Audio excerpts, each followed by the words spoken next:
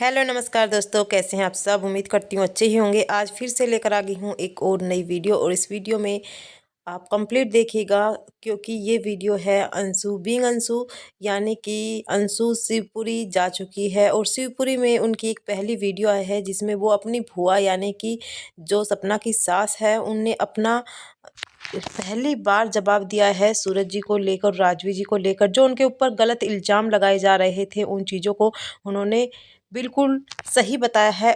वो भी कुछ चीज़ें जिसके ऊपर कुछ लोगों को अब बर्दाश्त नहीं हो रहा, तो उसके ऊपर भी गलत कमेंट किए जा रहे हैं। तो आप वीडियो में बने रहिएगा। जब अंशु शिवपुरी गई थी तो उसी समय पर हमारी स्नैपी को बहुत ज़्यादा जलन हो गई थी कि फिर से आ गई, फिर से आ गई। भाई क्यों नहीं आएगी। देखो, सबसे पहली बात तो अगर आप घर छोड़कर चले गए हो, आपको प्रॉपर्टी नहीं चाहिए, आपको कुछ भी नहीं चाहिए, आप हर बात यही पर मतलब हर चीज़ हर वीडियो में यही कहते हैं मुझे कुछ नहीं चाहिए, तो कोई कहीं पर जाए इससे आपको कोई फ़र्क नहीं पड़ना चाहिए। तो इस वीडियो के नीचे एक जने ने कमेंट्स कर रखा था क्योंकि उसकी सास ने बताया था कि उसके बेटे के ऊपर जो गलत इल्ज़ाम लगाए गए थे, क्योंकि जब स्नैपी ने मतलब सपना ने सूरज जी की वो रिकॉर्डिंग सुनाई थी, उसके बाद बहुत सारे लोग सूरज जी को गलत बोल रहे थे, बहुत ज़्यादा गलत बोल रहे थे। और उस समय पर मेरी आंखों में भी आंसू थे। जिस तरह से सूरज जी सपना को मार रहे थे, सच में मतलब बहुत ज़्यादा दर्दनाक था। बट हमारे भारत में न जाने कितनी औरतों के साथ ऐसा होता है। बट एक मरे हुए पति और जिसको वो बहुत ज़्यादा प्यार करती थी, क्योंकि इंसान जो हस्बैंड वाइफ है, लड़ाई भी होते हैं, झगड़े भी होते हैं, मारपीट भी होती है, बट वो फिर एक जैसे हो जाते हैं।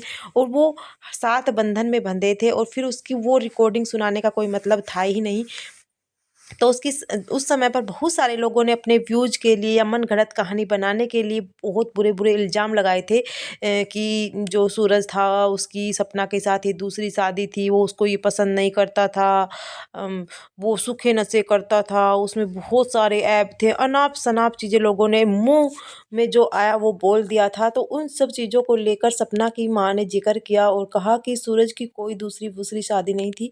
सूरज की पहली शादी थी, और मेरे बेटे में इतने संस्कार थे, बट मेरे बेटे को इनने गालियाँ जो दिलवाई हैं क्योंकि भाई जो रिकॉर्डिंग के बाद उससे पहले सूरज को सब देवता के समान मानते थे। सूरज और राजू से लोग बहुत प्यार करते थे।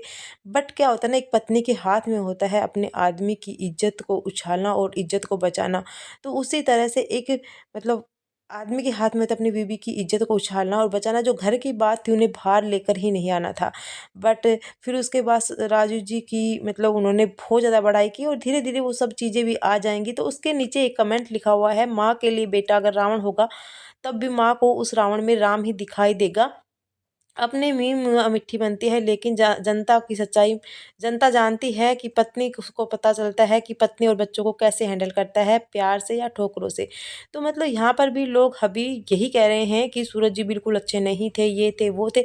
और उसने एक बार भी नहीं सोचा कि उसके पति जो मतलब इस दुनिया में है ही नहीं, उसके मतलब लोग इतनी गालियाँ दिलवा रहे हैं। देखो, बहुत ज़्यादा मतलब सोचने की बात है। और वो चीज़ें मानने के बाद भी उनके साथ उन्होंने बहुत अच्छे-अच्छे लम्हा स्पेंड किए थे। वो लम्हा भी आप एक बार शेयर कर देते, और आपने उनकी हर बुराई उसके बाद इतना ही नहीं, इन्होंने हर किसी की रिकॉर्डिंग सुनाई। यहाँ तक कि इनको तसल्ली नहीं मिली, उन्होंने अंशु की सुनाई, फिर उसने अपने ससुर को इतना बदनाम कर दिया, अब सास की सुनाई, मतलब हर किसी की जो उसकी फ्रेंड थी सीवी उसकी सुनाई। तो मतलब यहाँ पर कहीं न कहीं एक इंसान मतलब सब इंसान गलत नहीं हो सकते हैं एक इंसान के पीछे। और अब बहुत सारे लोग ये कह रहे हैं कि इसको नहीं आना था, इसको नहीं आना था, अंशु ने घर पड़वाया है, अंशु ने ये किया है प्रॉपर्टी के चक्कर में। और सपना भी इसके ऊपर बहुत ज़्यादा गलत-गलत इल्ज़ाम लगा रही है। तो भाई सपना ये चाहती थी कि अंशु चली जाए तो मैं निकल जाऊँगी, क्योंकि वो फ्रीडम चाहती थी। ये बात तो है, वो फ्रीडम चाहती थी, अब मन चाहे जहाँ घूमे, क्योंकि वो घर-घर के अंदर घुटन पैदा हो रही थी। मैं नहीं कहती उनका परिवार बहुत अच्छा था, होगा ख़राब होगा उनका ख़राब परिवार।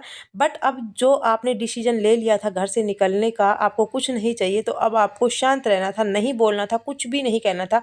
जाए दुनिया भाड़ में।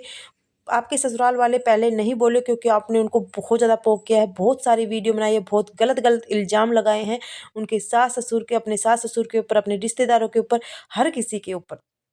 और उन उन चीज़ों का आपके पास कोई प्रूफ भी नहीं है कि वो प्रॉपर्टी के ऊपर साइन करवाने के लिए आई थी, आपको लेने के लिए गए थे। वो रिकॉर्डिंग भी आपने सुनाई, बस उसमें कहीं भी नहीं लिखा था कि वो प्रॉपर्टी के ऊपर साइन करवाने गए थे। और उसी चीज़ में आपने वो रिकॉर्डिंग भी ऑडियंस को सुना दी थी।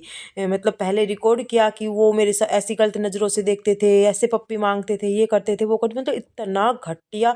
और वो रिकॉर्डिंग आपने ऑडियंस को सुना दी, तो इसमें आपकी भी इज्जत जाती है, सिर्फ सामने वाले की भी नहीं जाती। तो बहुत ज़्यादा गलत बात थी ये भी। और अब आप सोच भी लोगे यहाँ पर आने के लिए तो बिल्कुल भी मतलब ये इज्जत प्लात रहेगा। अंशु आई है क्योंकि भाई बहुत सारे लोग कह रहे हैं उनके और भी 2 भाई हैं, उनके बच्चे आ जाएँ, क्यों आ जाए भाई? अंशु को उन्होंने बचपन से पाला है, उनका प्यार है उनके दिल में उनके प्रति। तो एक्चुअली में मतलब ऐसे ही थोड़ी ना किसी के प्रति इतना प्यार हो जाता है। इतनी सालों से वो यहाँ पर रही है तो वो बेटी की तरह है। और प्रॉपर्टी अब वो उसको दे, किसी को भी दे। यहाँ पर उन्होंने राजवीर जी का ज़िक्र किया, उसकी माँ ने, उसने कहा कि मैं यहाँ पर दाल, क्योंकि वो दाल गल रही थी, पीस रही थी, तो उसमें कह रही थी अब मैं इस टाइम पर दाल पीसती रहती तो मोनू होता तो मोनू सबसे पहले मेरी दाल पिसवाता। फिर उन्होंने अपनी पोतियों को भी याद किया, आरू आरोही को भी, और कहा कि आरोही आरू तो इस दाल को पूरे ही मतलब इसमें बगड़ में लगा देते, इधर-उधर फैला देते। तो वो अपनी पोतियों को भी याद करते हैं, क्योंकि जब पड़ोसी का भी वीडियो आया था उन्होंने बताया था कि याद आती है पोतियों की, बट हम लाचार हैं, बेबस हैं।